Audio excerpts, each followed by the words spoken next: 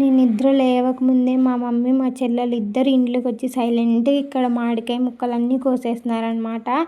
మా చెల్లెలేమో మా మమ్మీ ఒక పక్క కోస్తూ ఉంటే ఒక పక్క తింటా ఉంది. పద్దన్ని ఎవరైనా పులుపు తింటారా? మా చెల్లెలు లాంటి వాళ్ళు తింటారు.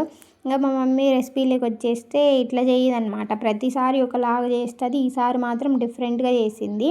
అంటే ప్రతిసారి మామిడికాయ ముక్కల్లోకి ఉప్పు పసుపు వేసేసి ఊరబెట్టి తర్వాత కారం ఇంకా పొడులు ఉంటాయి కదా అవి కలుపుతుంది. బట్ ఈసారి మాత్రం అన్నీ ఒకేసారి మిక్స్ చేసేసి ఆయిల్ కూడా అప్పుడే వేసేసింది అనమాట. ఇంకా టేస్ట్ ఎట్లా ఉంటుంది అనుకున్నాం కానీ రోజులాగానే ఉండింది, డిఫరెంట్గా ఏం లేదు.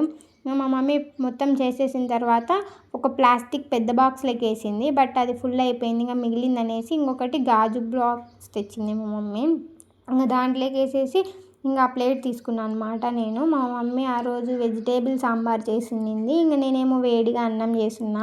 ఇంకా అందుకనేసి ఇంకా ఆ వెజిటేబుల్ సాంబార్ పక్కన పెట్టేసి ఇక్కడ మనం చేసుకున్నాం కదా ఆ ప్లేట్లోకి తీసుకొనేసి మొత్తం మంచిగా అయితే మిక్స్ చేసేసిన.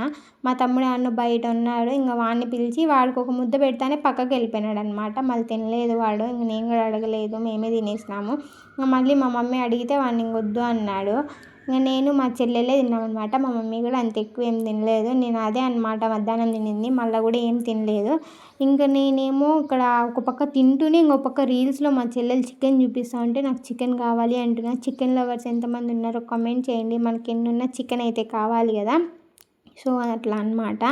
ఇంక నేను ఇక్కడ మా చెల్లికి తినిపిస్తూ ఉన్నా. మా తమ్ముడిని అడిగితే వాడు వద్దన్నాడు. ఇంకా మా మమ్మీ కొంచెం తింటా ఉంది అప్పుడప్పుడు, నేను మా చెల్లెలు మాత్రం మంచిగా తినేసినాం అనమాట.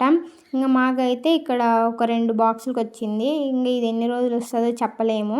ఇంకా ప్లాస్టిక్ బాక్స్ ఎందుకంటే లాస్ట్లో ఒకవేళ మనం దాన్ని యూజ్ చేయకుండా పాడేసేయచ్చు, సో అందుకనేసి ప్లాస్టిక్.